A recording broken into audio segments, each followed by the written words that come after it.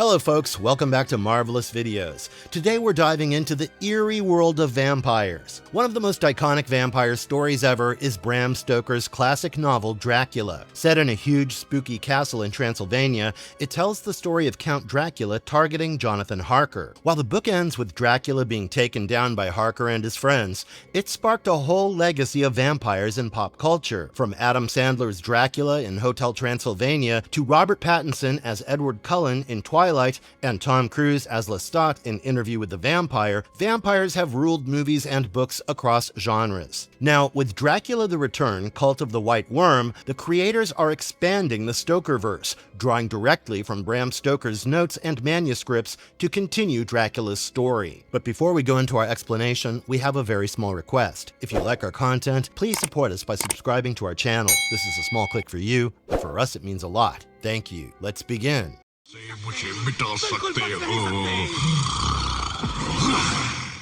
A quick recap of Dracula. Before we get started on Dracula the Return, here's a quick refresher on the iconic story of Dracula. Published in 1897, the epistolary novel followed Jonathan Harker, a solicitor who travels to Transylvania on a business matter concerning Count Vlad Dracula. Harker is disconcerted after meeting Dracula, but stays on to finish his work. At night, he encounters 3 vampire women who intend to harm him, but Dracula shows up just in time to divert their attention. The next morning, he escapes the castle through a window and ends up sick and delirious in a hospital in Budapest. Meanwhile, Mina, Jonathan's fiancée, is hanging out in Whitby with her friend Lucy, who just got engaged to Arthur Holmwood. Mina then gets a letter from Budapest saying Jonathan is really sick, so she rushes off to take care of him. Around the same time, Dracula is on his way to England by ship. The night he arrives in Whitby, he spots Lucy sleepwalking, attacks her, and drinks her blood. Lucy becomes sick, and Professor Abraham Van Helsing is called in after doctors are unable to cure her. He immediately realizes that she's the victim of a vampire attack, and decorates her room with garlic flowers to safeguard her. Although Van Helsing tries to help Lucy by blood transfusions, Lucy dies. After her death, newspapers begin reporting of children injured by a beautiful woman. Van Helsing deduces it was Lucy and tells her fiancé and her friends, Quincy Morris and John Stewart, that she's a vampire. All 4 of them go to her tomb,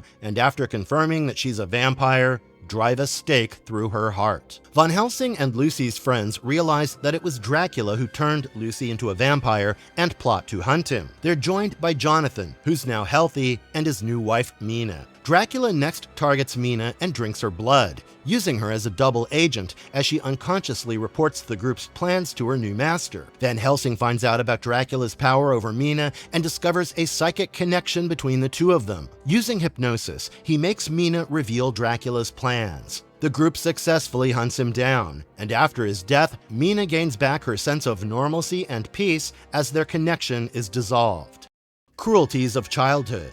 Dracula The Return, Cult of the White Worm, was created by Dacre Stoker, the great-grandnephew of Bram Stoker, along with Chris Geary, Matt Sof, and Chris McCauley to celebrate the 125th anniversary of Dracula. The comic miniseries introduces many new characters and reveals a lot about Dracula's past and his learning under his father, a strict and often cruel disciplinarian. Dracula's full name is Vlad Tepes Dracula, and to earn his family name, his father once took him to the forests during winter and tied him naked to a wooden stake. His father let him know that if he survived the night, he would be welcomed back as Prince Dracula to serve the Order of the Dragon, from which their family name is inspired. Vlad was met with the biting cold of the night, an increasing blizzard, and hungry wolves. With no weapon, he initially growled to fend off the wolves, but they soon grew braver and approached the helpless prince. Vlad broke out of his bonds and pretended to die. As the leader of the pack neared him, he grabbed the wolf.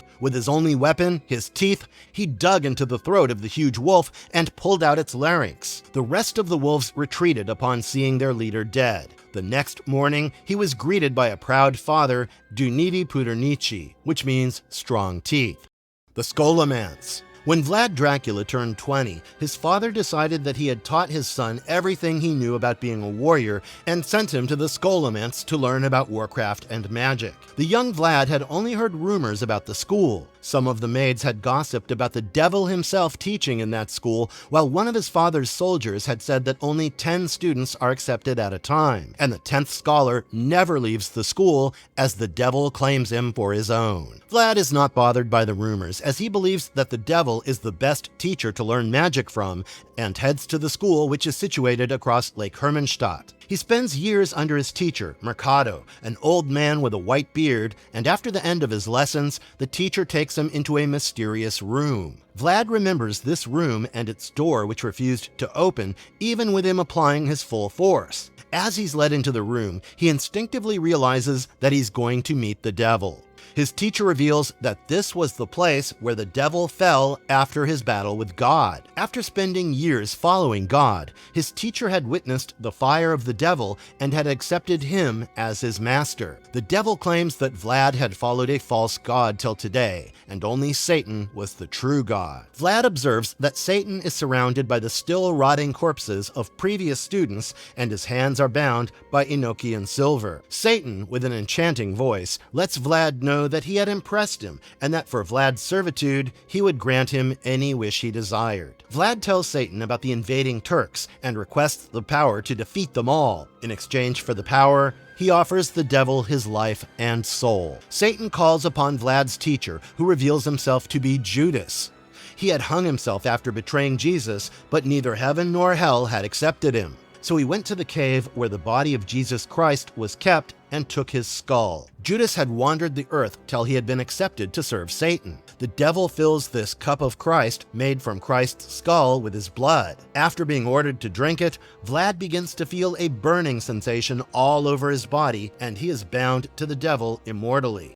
The Resurrection of Dracula. The comic miniseries is a direct sequel to Dracula and begins right where the novel ends, with Jonathan Harker and his friends leaving Dracula for dead. Dracula uses his knowledge of magic to transport his spirit to the presence of the elder and darker gods. They're disappointed by his failure to battle common men, despite having the blessings of Satan. Vlad requests another chance to complete his mission to scourge the earth of false gods and bring order to the world. The elder gods demand his humanity in exchange for his resurrection, as they believe that the pity, compassion, and mercy that he still has is the reason for his defeat. Vlad agrees, and soon a gigantic white worm rises from the earth beside his body and enters him through his mouth. Vlad's eyes open again, and on a ship back to England, Mina realizes that Vlad is back.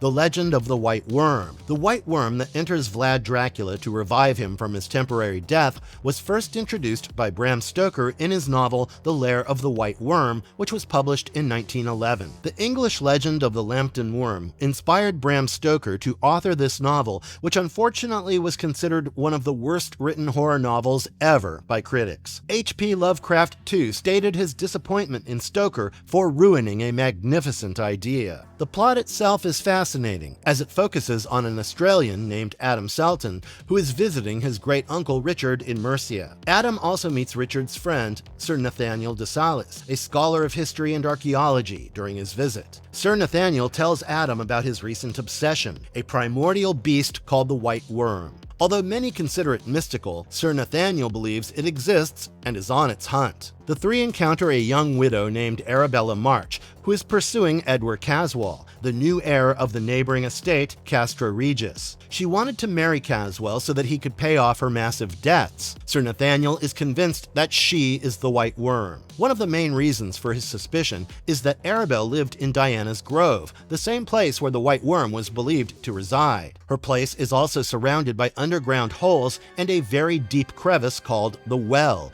whose depth was unknown and smelled terrible. She's also always dressed in white. Adam begins to share Sir Nathaniel's suspicions after he sees her ward off snakes easily. Adam meets the prosperous Edgar Caswell at his welcome party thrown by the people of Mercia. Edgar is accompanied by his servant Ulanga and is chaperoned by Arabella, but he is interested in a poor girl named Lila. Edgar, who is a mesmerist, tries to trap Lila in a trance but is thwarted by her cousin Mimi Watford. Adam is disgusted by Edgar's actions and is impressed by Mimi. Caswell moves into Castra Regis and begins looking after the estate. A flock of pigeons begins attacking Caswell's estate. To ward them off, he flies a huge kite shaped like a hawk. The kite strangely attracts Edgar, who is mesmerized by its movement. He begins to believe that the kite has a mind of its own and that he is God. Meanwhile, the Salton estate is attacked by snakes. Adam learns of the recent snake attacks and, to subdue them, imports mongooses. Two of these mongooses attack Arabelle, and she kills them both.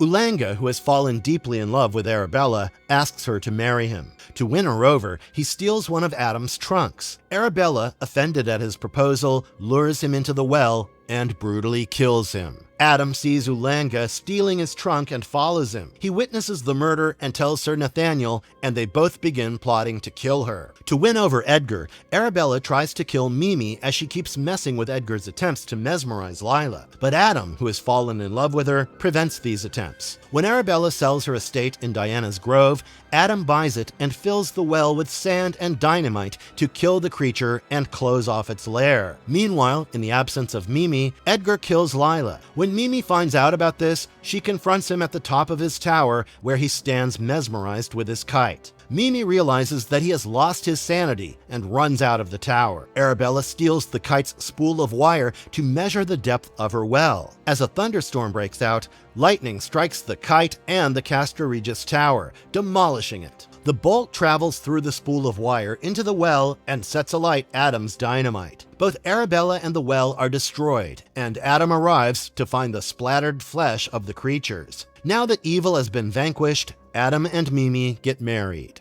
Short stories. The comic is not just limited to the story of Dracula, as there are two creepy short stories that expand on the Stokerverse. One story is about Dr. Bernard Thomas, a twisted psychiatrist who, in the name of therapy, traps his patients in a room full of the things they fear. If they're not able to overcome their fear and succumb to sanity, he throws them into a well and abandons them. The patients in the well make an escape plan and manage to get out, and they kill their abuser. The other story is about a mysterious woman who is only known as a bride of Satan. She was converted into a vampire by Dracula when she was pregnant, which led her fetus to talk to her and demand playthings. To satisfy her child, the woman goes around trapping and converting children into undead beings. She looks after them in an underground tunnel, and the story ends with the children of Dracula attacking a police officer who let curiosity get the better of him.